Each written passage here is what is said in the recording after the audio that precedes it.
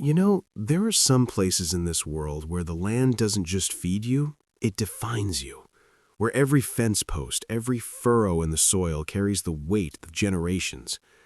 For John Hale, Hale Acres was that kind of place. Third-generation farmer, a man who knew every inch of his property like the lines on his own hands. But there was one spot on that land that meant more than all the rest. A small wooden bridge. Nothing fancy, just weathered planks and sturdy beams spanning a narrow creek. To most people, it would look like nothing special.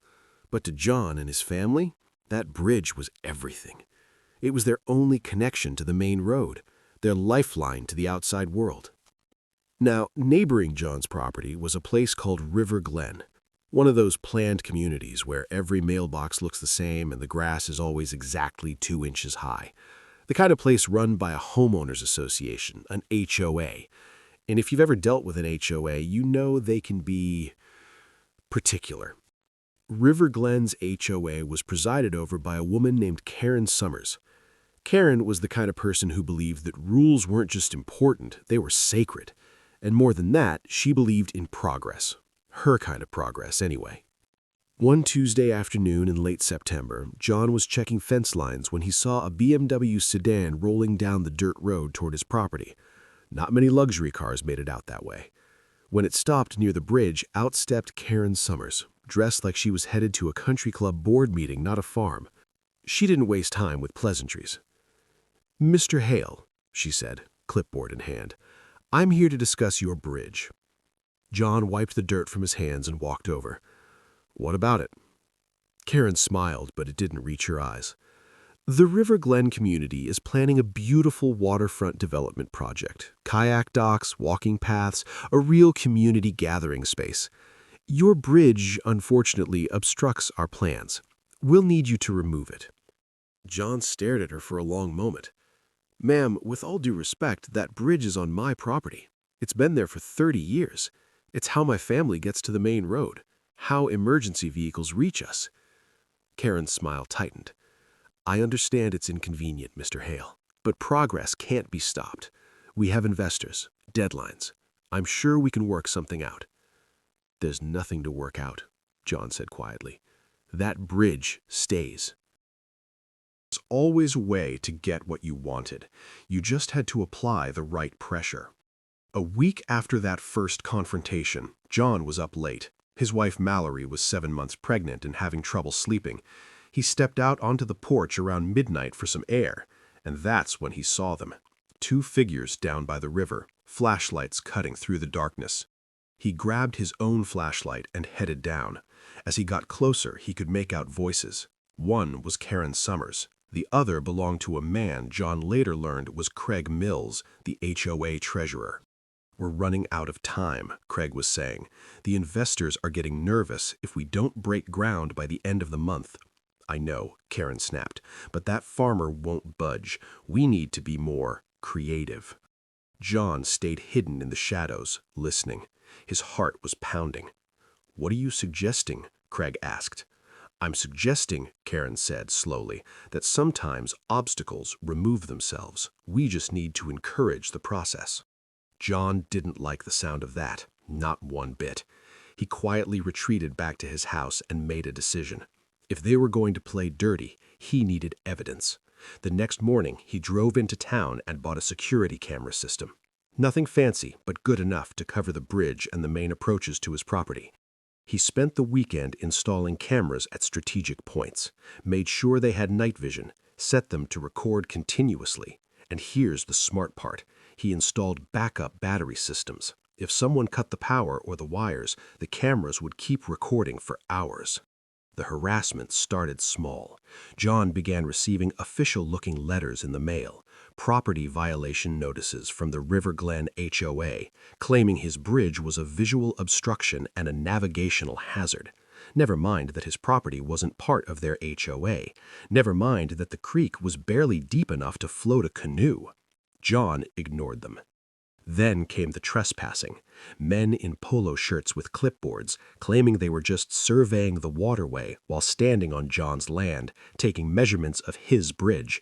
John chased them off, warned them about trespassing laws. They'd just smile and leave. but they'd be back the next week. Then, one night, around 2 a.m., John's phone buzzed with a motion alert from one of his security cameras. He pulled up the feed and saw a figure dressed in dark clothes approaching one of the cameras near the bridge. The person looked around nervously, then pulled out wire cutters. The feed went black.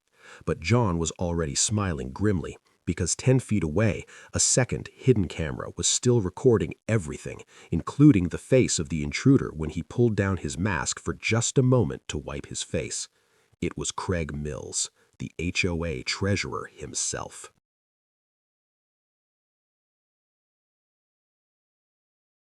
The conspiracy deepens. John downloaded the footage immediately, saved it to 3 different drives, sent a copy to his lawyer. He knew now that this wasn't just about a bridge anymore. This was about power, about people who thought they could bully a man off his own land. The next morning, John called Sheriff Ray Thompson. They'd known each other since high school. Ray came out to the property that afternoon, watched the video, and let out a long, slow whistle. "That's attempted tampering with security equipment," Ray said. "Could be criminal mischief. Maybe even attempted obstruction if we can prove intent." "Can you arrest him?" John asked. Ray sighed. "I can bring him in for questioning, but John, you need to understand, these HOA folks, they've got lawyers, good ones. This is gonna get messy."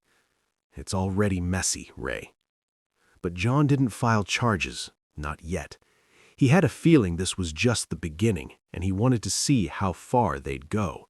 Call it farmer's intuition, call it a trap. Either way, he was ready. Meanwhile, life on the farm went on. Mallory was getting closer to her due date, just 4 weeks out now. She was tough, his wife. Grew up on a ranch herself. But pregnancy was taking its toll, and the stress from the HOA situation wasn't helping. "Maybe we should just take the bridge down," she said one evening, rubbing her swollen belly. "Build a new access road around their property." John took her hand. "That would cost $50,000 we don't have. More importantly, it would mean they won, that they can just push people around and get their way. What kind of world are we bringing our son into if we teach him that standing up for yourself doesn't matter?" Mallory squeezed his hand. "I know, I just worry." "I know you do, but we'll be okay, I promise." It was a promise he desperately wanted to keep, but forces were already in motion that would test that promise in ways John couldn't imagine. See, Karen Summers and Craig Mills were in deeper than John knew. The River Glen waterfront project wasn't just some community improvement scheme. They'd taken investment money, serious money, from serious people, the kind of people who didn't accept excuses when deadlines weren't met. In a recorded phone call that would later become evidence, Karen could be heard saying, "I don't care what it takes, Craig. That bridge needs to be gone by the weekend. The investors fly in Monday to see the site. If they see that bridge still standing, we lose everything." "What are you suggesting?" Craig asked nervously. "I'm suggesting," Karen said coldly, "that bridges can be inaccessible. Do you understand what I'm saying?" There was a long pause. "Jesus, Karen, you're talking about—" "I'm talking about doing what needs to be done. Are you with me or not?" Another pause, then, "I'm with you." Friday night, October 12th. John would remember that date for the rest of his life.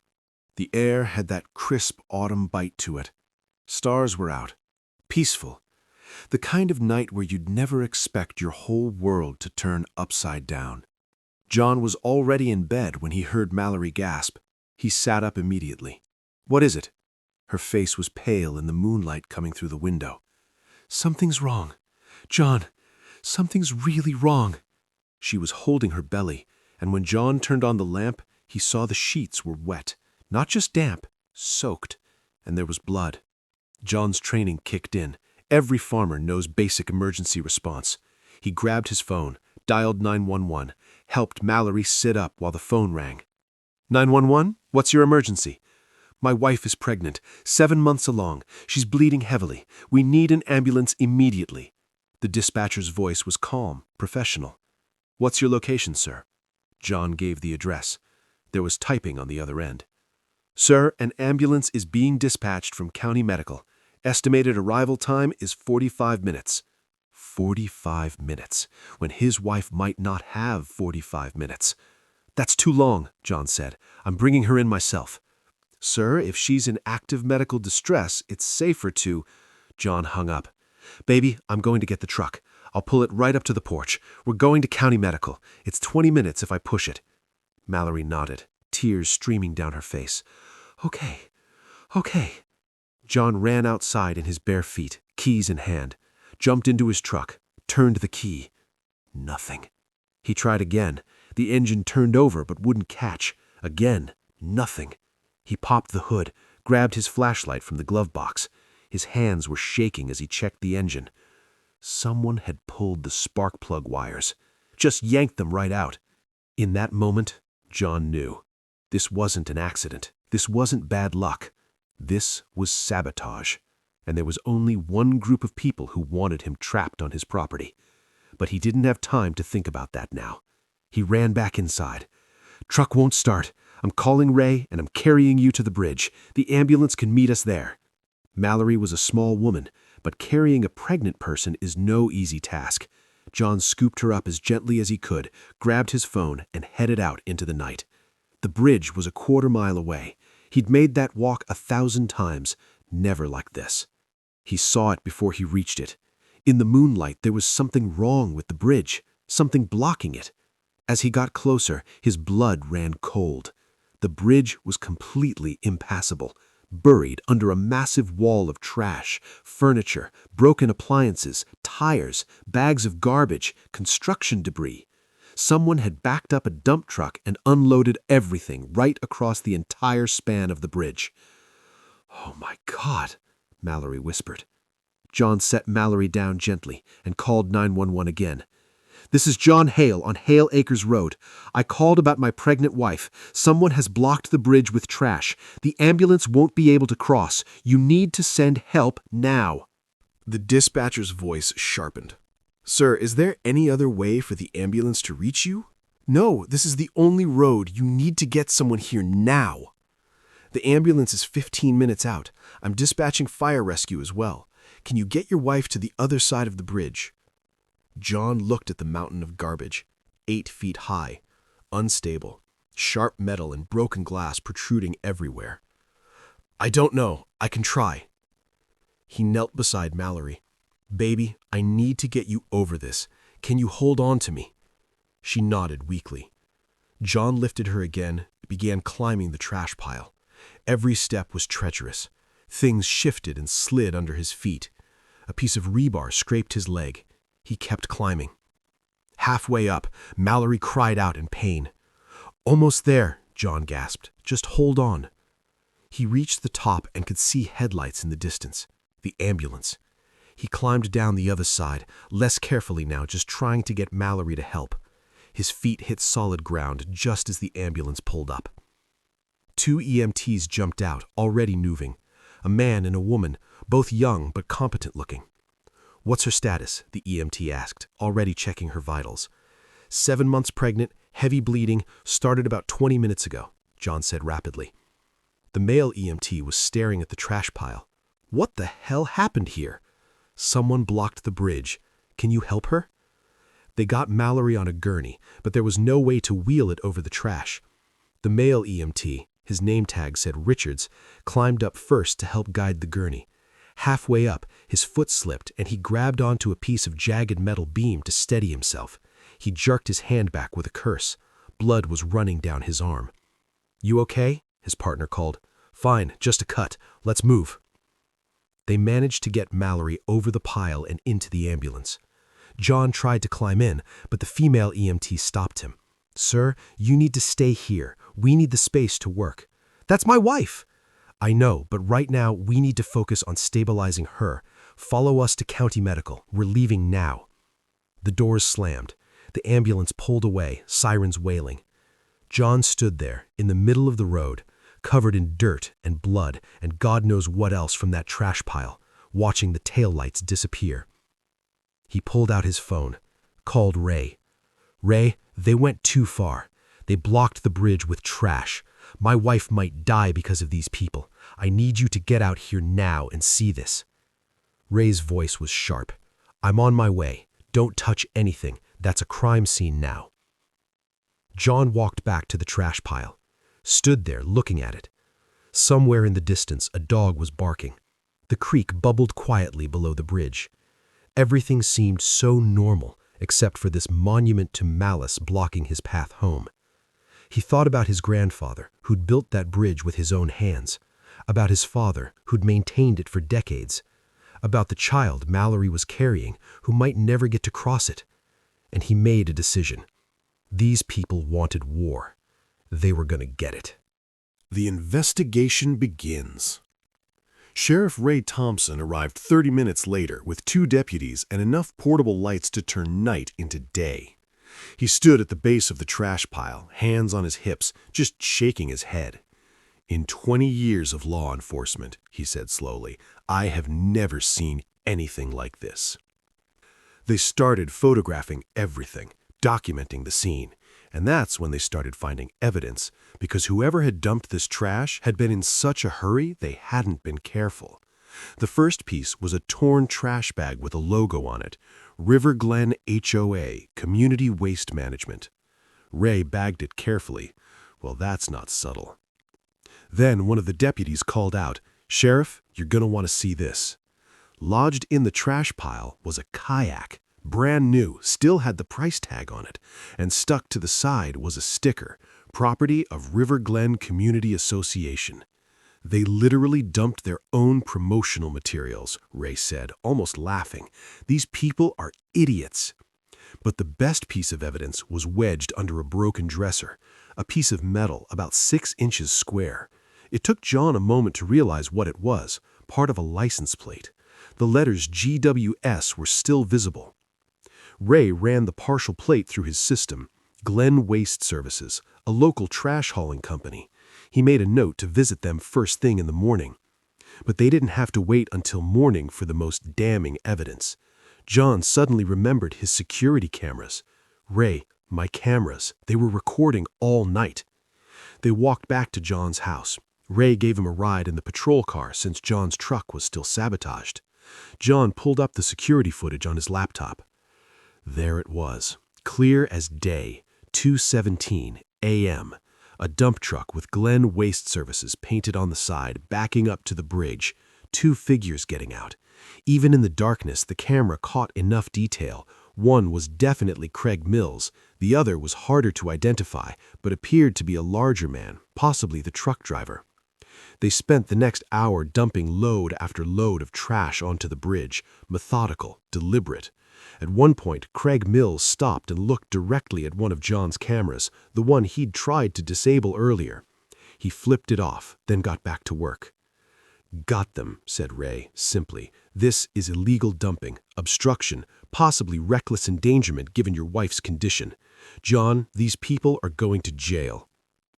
John's phone rang. County Medical. His heart jumped into his throat. "Mr. Hale, this is Dr. Patterson at County Medical. Your wife is stable. She and the baby are both stable." John had to sit down. The relief was overwhelming. "Thank God. Can I see her?" "She's resting now, but yes, come as soon as you can. We're keeping her for observation, but she's going to be okay." John thanked the doctor and hung up. Looked at Ray. "They're okay. Mallory and the baby are okay." "That's good news, John. Real good news." Ray closed his laptop. "Now let's make sure these people pay for what they did." Following the money. Saturday morning. Ray showed up at Glen Waste Services at 7 a.m. before they officially opened. The owner, a man named Tom Brennan, was already there doing paperwork. He looked up, surprised, when Ray walked in with his badge out. "Tom, we need to talk about one of your trucks." Tom Brennan was in his 50s, weathered face, work-worn hands. Not a criminal, just a small business owner trying to make a living. And when Ray showed him the security footage, Tom's face went pale. "Oh no. Oh no, no, no." "You want to tell me what happened, Tom?" Tom sat down heavily. "Sheriff, I swear I didn't know they were going to dump it on someone's property. I thought it was legal. They paid cash, lots of it. Said they needed a rush job to clear out some storage units. Who paid you, Tom? The HOA president from Riverglen, Karen Summers. She came in last Friday with that treasurer guy, Craig Mills. Paid me $5,000 cash to have one of my drivers take a load of stuff they'd collected and dump it at coordinates they gave me. Said it was an approved dump site. Ray leaned forward. Did you verify that? Tom looked miserable. No, I should have. But $5,000 for a few hours of work? I didn't ask questions. I'm going to need copies of everything, Ray said. The work order, any communications with Karen Summers, everything. Tom nodded eagerly, pulling files. I want to cooperate fully, Sheriff. I run a legitimate business. I had no idea this was illegal. Do I need a lawyer? Probably, honestly. But if you cooperate now, that's going to help you down the road. Tom handed over a manila folder. Inside was a work order dated Friday afternoon. Under Requested By, it said Karen Summers, Riverglen, HOA. There was a signature, and a copy of a check, not cash, as Tom had initially said, but a check drawn on the Riverglen HOA community account. They'd literally paid for the crime with HOA funds. Ray took the evidence and headed straight to the district attorney's office. Sarah Chen had been the DA for 6 years. She was tough, smart, and she did not appreciate people who put lives at risk. She watched the security footage once, then watched it again, then looked at Ray. This is reckless endangerment at minimum.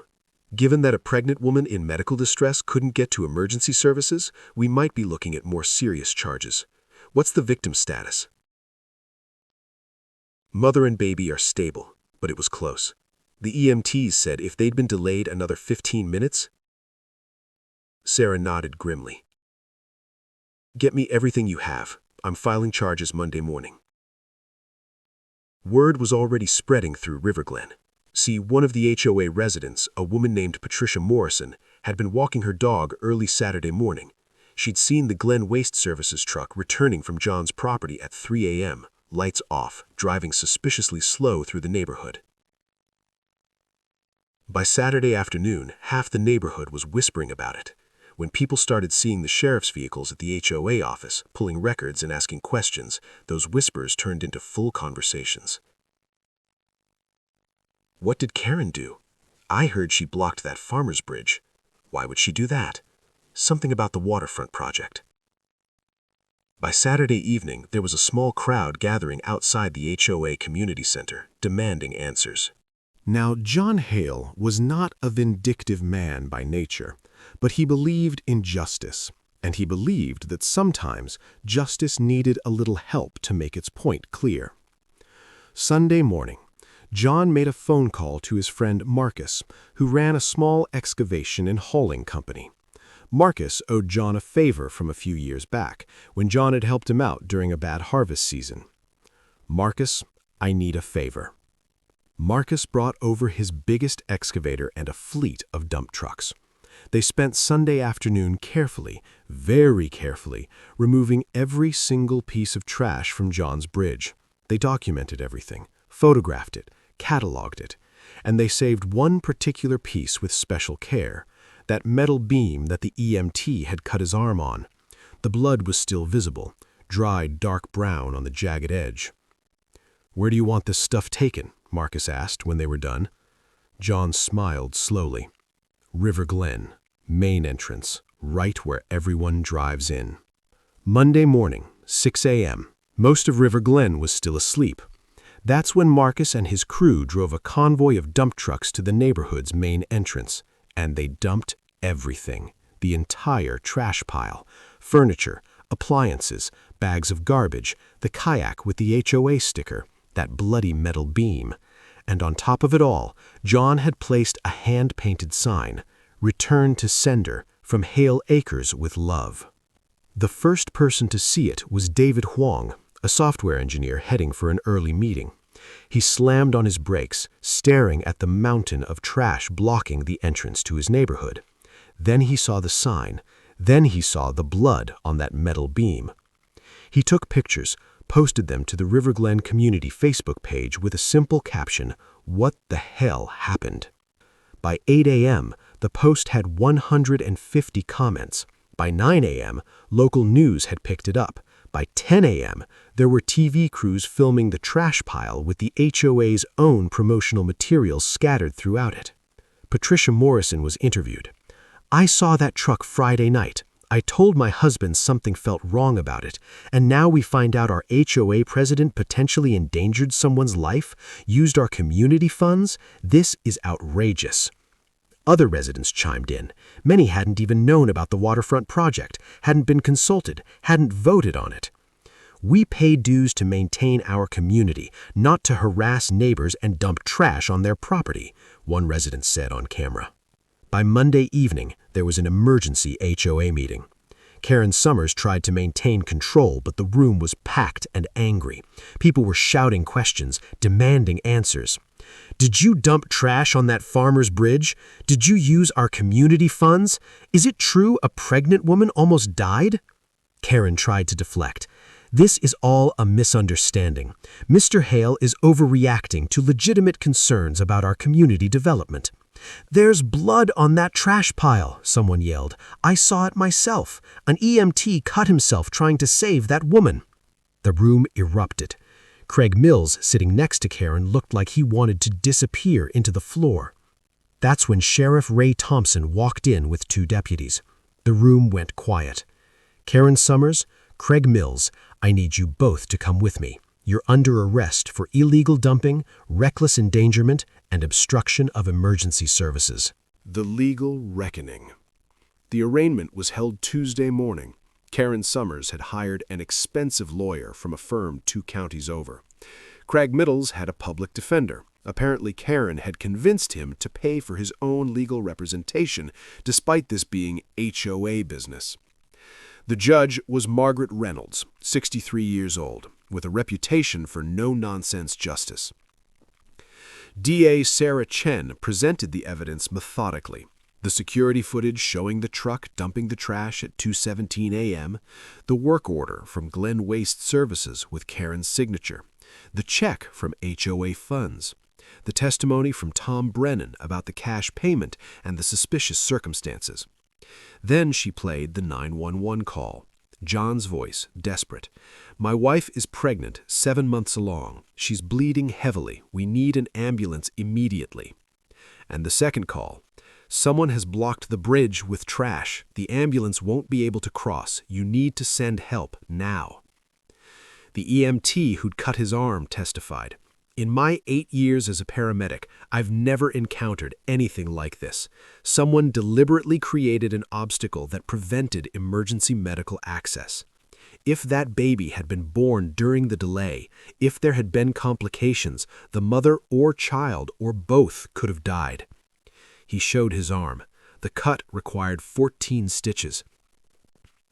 Karen's lawyer tried to argue that there was no direct proof that Karen herself had ordered the dumping, that perhaps Craig Mills had acted independently, that the HOA was conducting legitimate business activities and any complications were unintentional. It was a weak defense, and everyone in the courtroom knew it. But then Sarah Chen dropped her bombshell. She'd obtained phone records, and those records showed multiple calls between Karen's cell phone and Craig's cell phone in the hours leading up to the dumping, including one 47-minute call at 11:30 p.m. Friday night.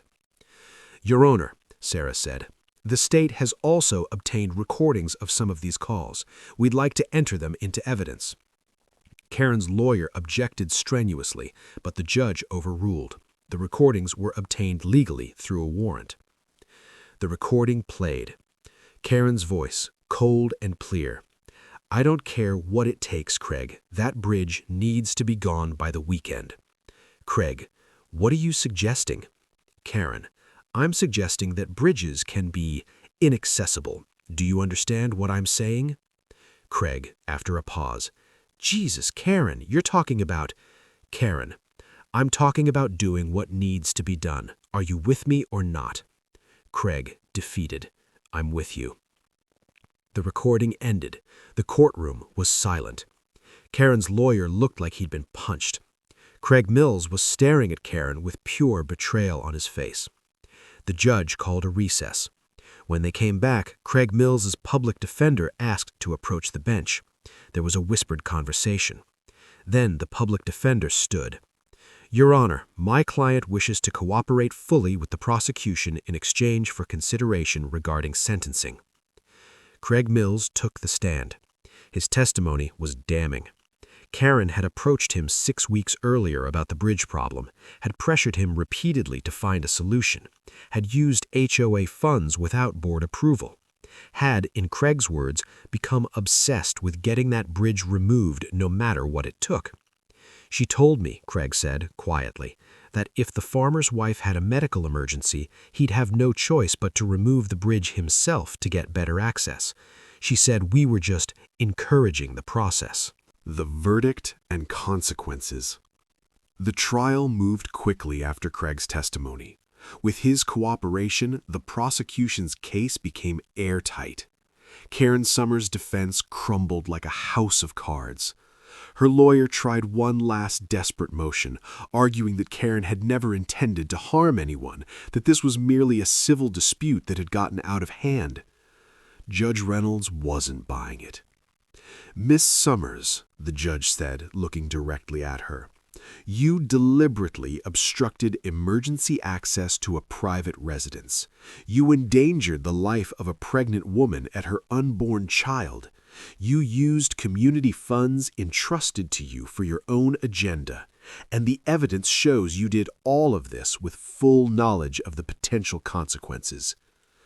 Karen's face remained stony, but her hands were shaking. "On the charge of illegal dumping, guilty.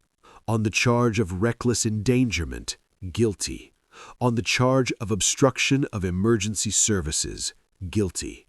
On the charge of misappropriation of HOA funds, guilty." The judge paused, letting the weight of the verdict sink in.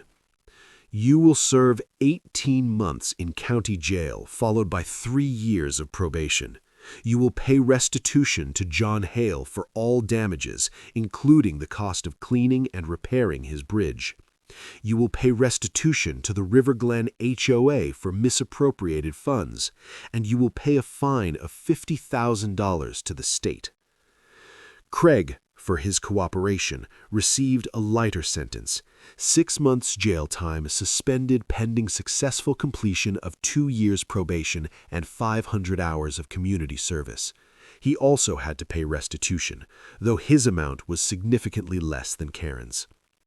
As they were led away, Craig didn't look at Karen. She didn't look at anyone, just stared straight ahead, her carefully constructed world collapsing around her. But that wasn't the end of the story, because while the trial was wrapping up, John received a visit from 2 people in EPA jackets, Environmental Protection Agency.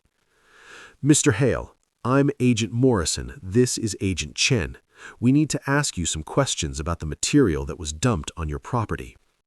Turns out, mixed in with all that furniture and household trash were several items that qualified as hazardous waste: paint cans, chemical containers, even some old car batteries, and all of it had been dumped directly adjacent to a waterway. That creek that ran under John's bridge eventually fed into a larger river system. "Who dumped this material?" Agent Morrison asked, though he clearly already knew the answer. "The River Glen HOA. Karen Summers authorized it." The agents exchanged looks. "Mr. Hale, environmental crimes are federal offenses. This goes beyond your local charges. We'll need to investigate the source of these materials and who authorized their disposal." Within a week, the EPA had descended on River Glen. They tested the creek water, tested the soil, interviewed residents about what had been collected for disposal, and they discovered that the storage unit cleanout that Karen had told Tom Brennan about was actually a community hazardous waste collection event, one that should have been disposed of through proper channels, not dumped on someone's property. The federal charges came swiftly. The River Glen HOA itself was fined $100,000 for improper disposal of hazardous materials. Karen Summers received additional federal charges that would be prosecuted after her state sentence was completed. The River Glen community was in chaos. The HOA board was suspended pending a full audit of finances. Residents discovered that Karen and Craig had committed the community to nearly $500,000 in contracts for the waterfront project, money they didn't have, which explained the desperate push for investor funding. The waterfront project was canceled. The investors pulled out entirely after the scandal broke, and River Glen residents were left with a special assessment of $5,000 per household to cover the EPA fines, legal fees, and restitution payments. Healing and resolution. While all this legal drama was unfolding, John was focused on what mattered most. Mallory came home from the hospital after a week of observation. The baby was fine. The bleeding had been a placental complication, scary but treatable. She was put on bed rest for the remainder of her pregnancy. John converted the downstairs office into a temporary bedroom so she wouldn't have to navigate stairs. He hired a local teenager to help with chores around the farm, and every evening he'd sit with her and tell her about the day, leaving out the stressful parts, focusing on the small victories. The community response was overwhelming. Once the story hit the news, people from all over the county reached out. A local church organized a meal train, bringing dinner to the Hales every night for 6 weeks. Neighboring farmers helped with the harvest without being asked. Someone even started a GoFundMe to help with legal expenses, which raised $30,000 in less than a week. "I had no idea so many people cared," Mallory said one evening, reading through the messages of support on her phone. John squeezed her hand. "People are good, mostly. It just takes something like this to remind us." Perhaps most surprisingly, letters started arriving from River Glen residents. Not all of them. Some were still angry about the special assessment, but many wrote to apologize for their HOA's actions. One letter particularly stuck with John. It was from Patricia Morrison, the woman who'd seen the truck that night. "Dear Mr. and Mrs. Hale," it read, "I cannot express how deeply sorry I am for what our community leaders did to you. When I moved to River Glen, I thought I was joining a place that valued neighborliness and community. Instead, I learned we had leaders who valued profit and appearances over human decency. I should have questioned things earlier. I should have spoken up when I saw that truck. I'm grateful your wife and baby are safe. Please know that many of us are working to ensure nothing like this ever happens again in our community. With deepest apologies, Patricia Morrison." John wrote back to every letter. He held no ill will toward the residents of River Glen. They'd been misled by their leadership, just as he'd been targeted by it. In his letters, he emphasized that he hoped the community could heal and move forward with better leadership. Forgiveness doesn't mean forgetting, but holding on to anger just poisons your own well. They've learned their lesson. Life's too short for feuds. 3 weeks later, Mallory went into labor. This time, there was no emergency, no blocked bridge, no sabotaged truck. John drove her calmly to County Medical, where Dr. Patterson and her team were ready. Eli James Hale was born at 7:23 a.m. on a Tuesday morning, 8 pounds, 3 ounces, healthy, perfect. When John held his son for the first time, all the stress and anger and fear of the past months just melted away. This was what mattered. This tiny person who would grow up on Hale Acres, who would cross that bridge 1,000 times, who would never know how close he came to a very different story. 2 days later, John drove his family home. As they approached the bridge, he slowed. The bridge had been completely restored. Marcus and his crew had done that work for free, refusing any payment. The wood was fresh and clean, new support beams, fresh paint on the railings. And there was something new, a small plaque donated by the community. It read, "Hale Family Bridge, built 1995, restored 2024. Some things are worth standing for." Mallory was crying, happy tears this time.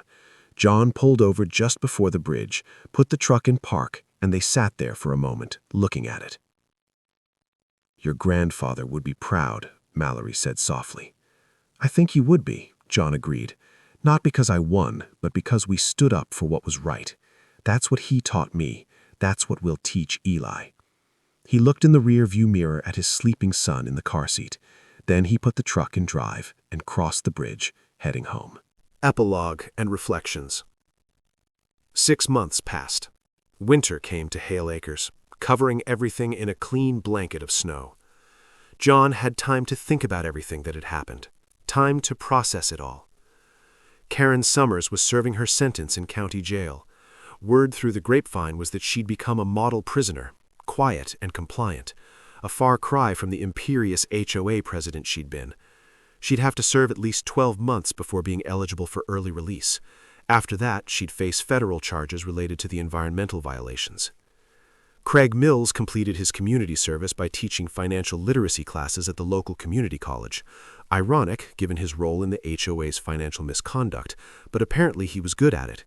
He'd moved out of River Glen, unable to face his former neighbors. River Glen itself had undergone a transformation. The new HOA board, elected in an emergency vote, was focused on transparency and community involvement. They'd implemented new bylaws requiring resident approval for any major project. They'd held town halls. They'd actually started acting like a community instead of a corporation. The waterfront project was dead, but residents didn't seem to mind. Someone suggested converting the area into a simple community garden instead, something that actually served the people who lived there. The motion passed unanimously. John learned some things too. He learned that sometimes the right thing is also the hard thing, that standing your ground doesn't mean being stubborn. It means knowing the difference between what you can compromise on and what you can't. He learned that community matters, that when times get tough, people will surprise you with their kindness, that even in a conflict there are good people on all sides, and it's usually the leaders, not the led, who cause the real problems. Most importantly, he learned what kind of father he wanted to be to Eli. He wanted to be the kind of father who taught by example, who showed his son that you stand up for what's right, but you do it with integrity, that you can be strong without being cruel, that you can win without losing your humanity. One spring morning, when Eli was 7 months old, John carried him down to the bridge. The ice had melted. The creek was running high and clear. John stood there, holding his son, looking at the bridge his grandfather had built, that he had defended, that Eli would inherit. "See that, buddy?" John said softly. "That's our bridge. Someday I'll tell you the whole story about it, about how people tried to take it away and how we fought to keep it. Not because we're stubborn, and not because we're mean, but because some things are worth fighting for." Eli gurgled and grabbed John's finger with his tiny hand. "You're going to learn," John continued, "that the world is full of people who think rules and progress and money are more important than people. And sometimes you're going to have to stand up to those people. It won't be easy. It might even be scary. But you'll do it anyway, because that's what being a man means. Not fighting for the sake of fighting, but protecting what matters." He looked out across his land. 3 generations of Hales had worked this soil, had raised families here, had built something that lasted. And now a 4th generation would do the same. The farm would continue. The bridge would stand. And the lesson, the real lesson, would be passed down. Not about confrontation or conflict, but about principle, about knowing what you stand for and having the courage to stand there when tested. In the end, that's what the bridge represented. Not just a physical connection between John's property and the main road, but a connection between generations, between principle and action, between what we inherit and what we choose to protect. Karen Summers saw an obstacle. The River Glen residents saw a problem to be solved. But John Hale saw something else entirely, a legacy, a responsibility, a line in the sand that represented everything his family had built and everything they stood for. And when someone tried to erase that line, he stood firm. Not perfectly, not without cost, but firmly enough that when his son was old enough to understand, John could tell the story with pride. The bridge stands today on Hale Acres. If you drive by, And it's private property, so you probably shouldn't. You might see a farmer and his young son working the fields. You might see a small wooden bridge spanning a creek, looking ordinary and unremarkable. But now you know the story. You know what that bridge represents. And maybe, just maybe, you'll think differently about the bridges in your own life, the things worth standing for, the lines worth defending, the legacies worth protecting. Because at the end of the day, we all have our bridges. The question is, what would you do if someone tried to take yours away? John Hale found his answer, the hard way, the right way, and that made all the difference.